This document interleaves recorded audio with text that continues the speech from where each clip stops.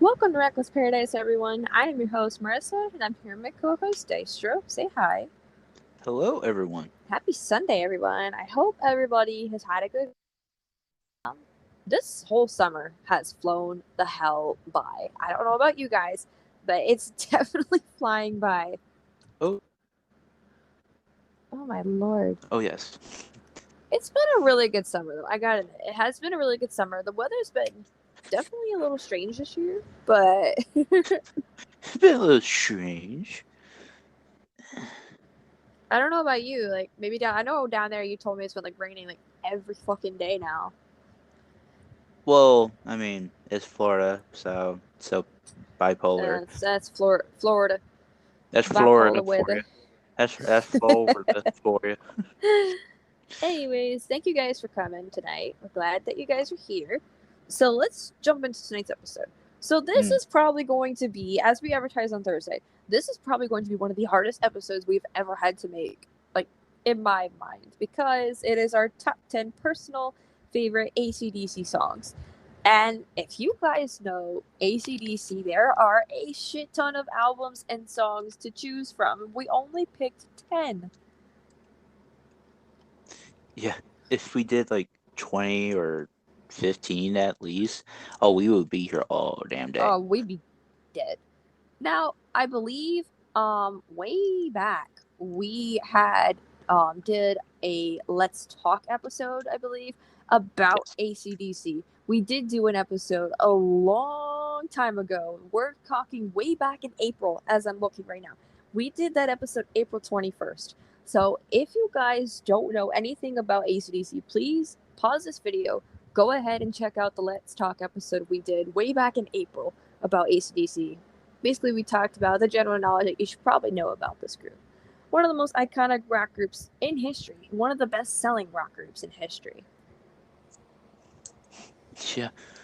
It's like they sold like, I think if I remember correctly, their Back in Black album was like the most sold, like Yes, worldwide. it is one of the best selling albums of all time, not just in the aspects of ACDC's albums, but in albums in general, like for other bands. Like that album is one of the best sold albums of all time, next to Pink Floyd's Dark Side of the Moon. Um, So this is going to be a very, very interesting episode. It's So it's it's gonna hurt us inside. it is. It's gonna be like another like one of those Billy Talent episodes. So basically what we're gonna do our usual run 10 through 1, each of us, and if we have honorable mentions, we can also mention those as well, which I do. I have 4 honorable mentions in this episode tonight. Um so yeah, let's shake a leg. No Oh pun intended. God. Ugh. All right. So you guys get that. You guys are great. Okay, so I'm gonna start, I guess, if you don't mind, Distro. I'd like to start tonight. Go ahead. So I'm gonna start with my honorable mentions. These did not make the cut to the top 10 list, but they are awfully close in my mind. Are You Ready? Which is actually SmackDown's theme song now, which is cool. Realize, which is from the new album Power Up. Overdose, which is from Let There Be Rock, which was released way back in the 70s. And Safe in New York City, which was released on Stiff Upper Lip.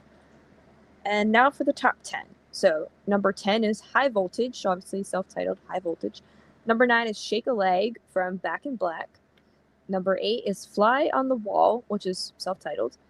Number 7 is You Shook Me All Night Long from Back in Black. Number 6 is Rockin' All the Way from Black Ice. Number 5 is Stiff Upper Lip, which is self-titled. Number 4 is Who Made Who. Now, Who Made Who came out as like an actual just single. I don't think they ever put it on an album. Don't quote me on this.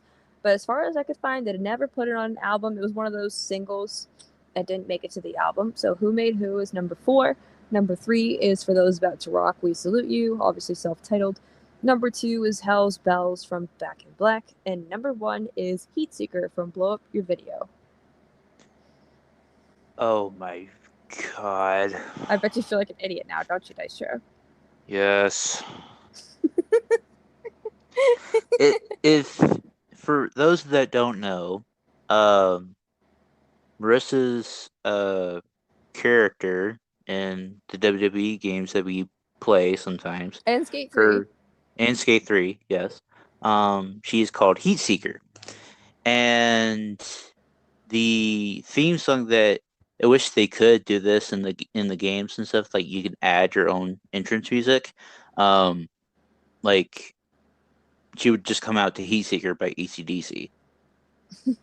And that made me feel like such a fucking idiot.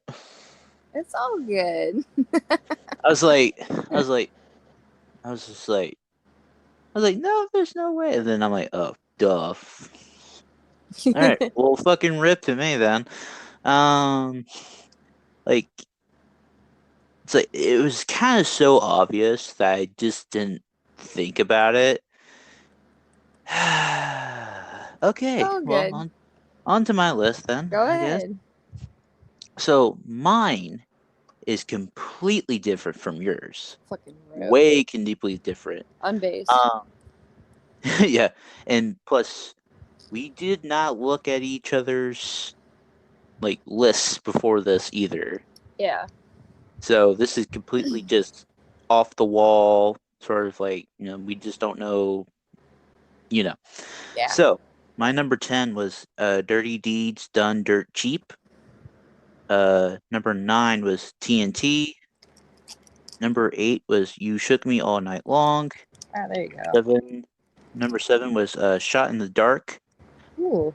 Number 6 was Through the Mists of Time.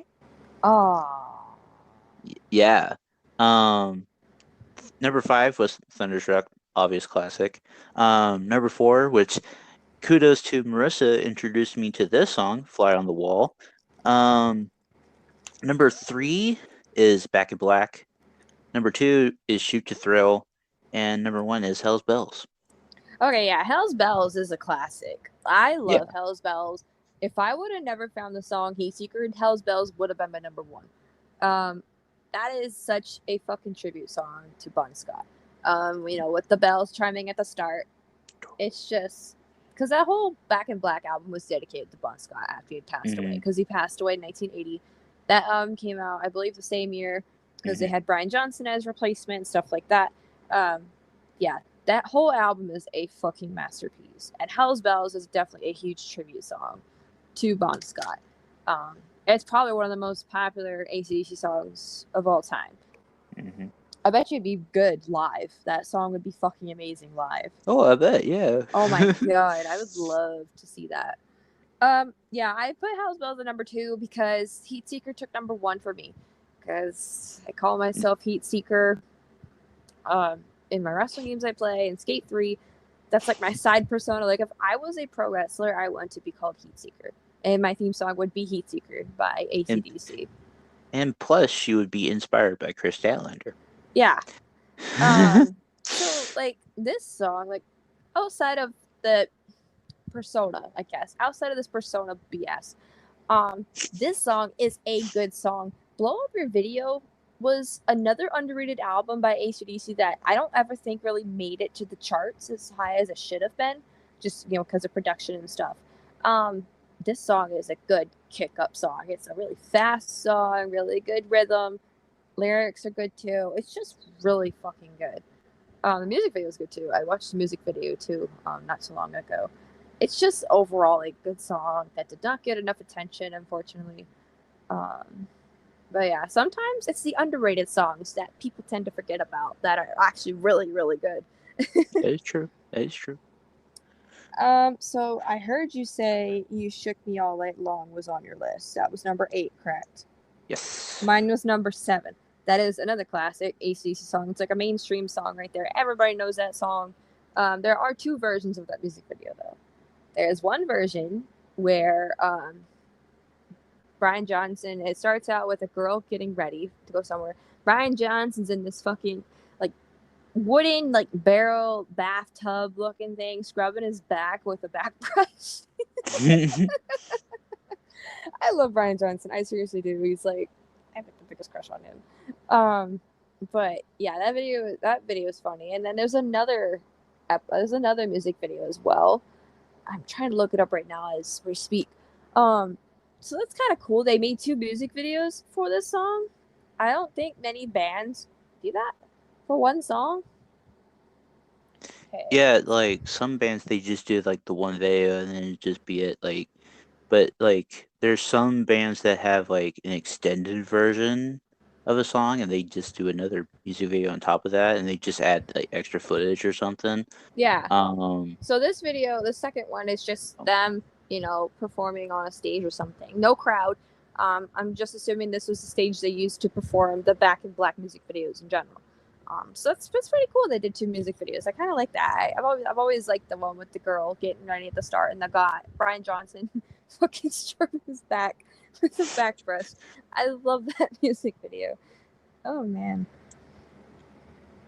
But yeah, I guess we could kind of agree on that song where it goes on the list. It's either a 7 or 8.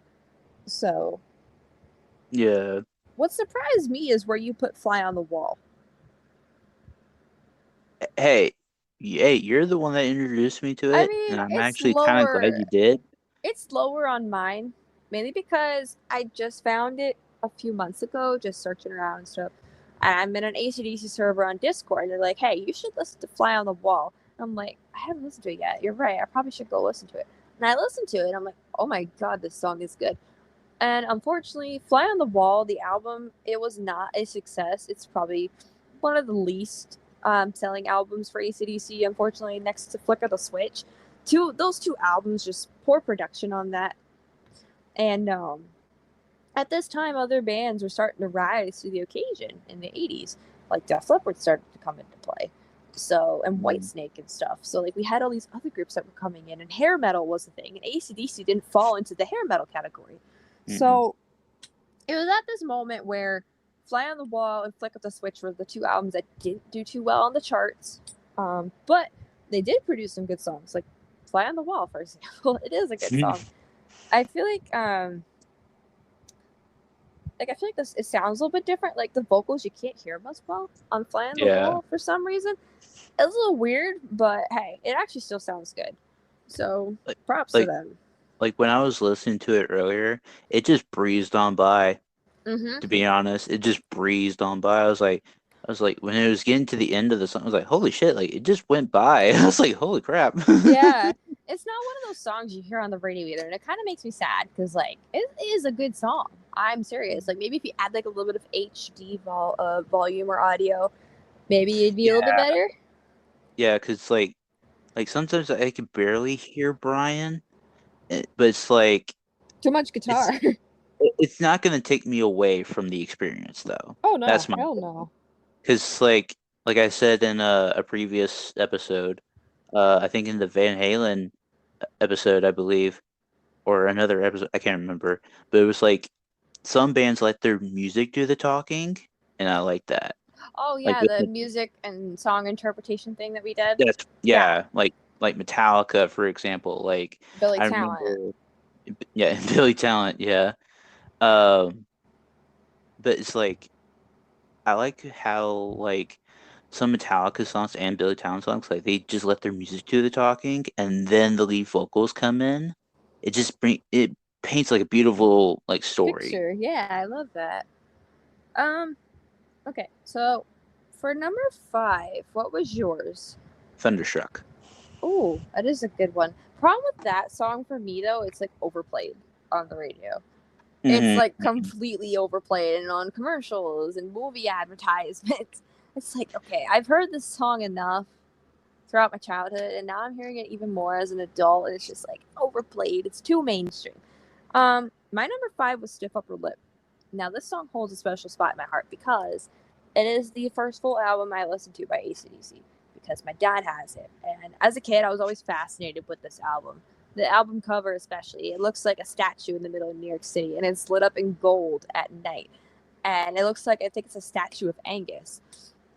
I was always fascinated by the album cover as a kid, and it really caught my eye. And then as I got older, I decided to listen to full albums, and Stiff Upper Lip was one that I listened to full for the first time. Let me tell you, that album is good, even though a lot of people like to fucking shit on it. And it's like, come on, shush. Let me have my moment. Stiff Upper Lip doesn't get played on the radio anymore, and it's like, come on, it's like a good album. It came out in the 2000s. Like, God. It's a catchy song, too. So, I guess I would have to give it a chance because I haven't listened to like a lot of AC/DC stuff.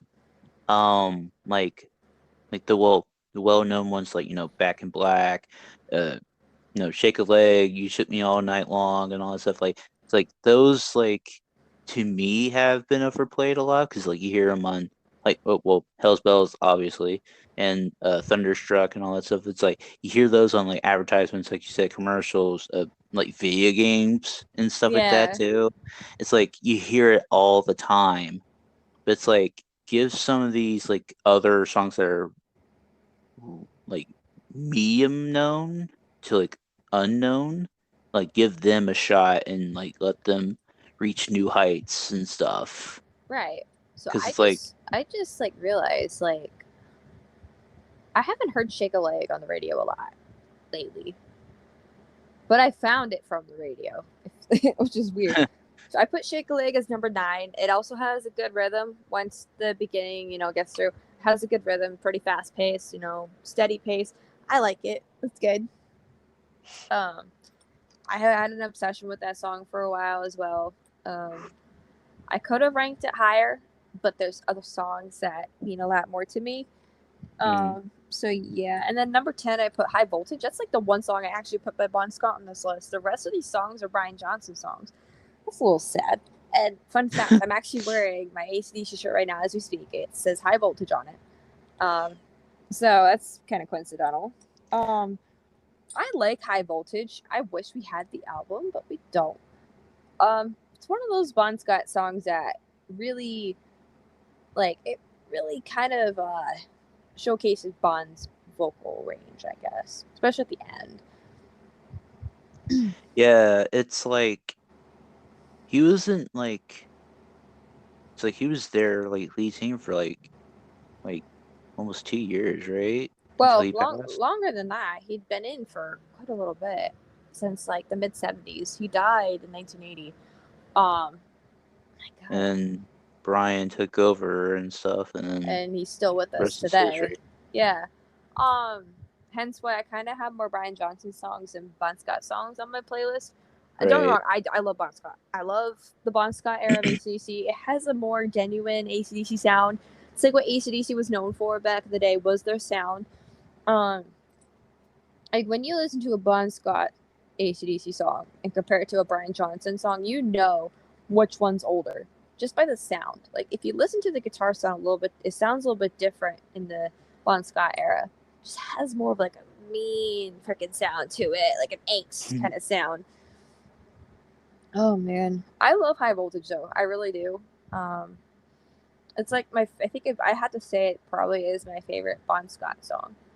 I have to say that. That's a strong word. Like that's a strong sentence to say, but it's So true. yeah, it's a strong statement right there. I love High Voltage. It's so good.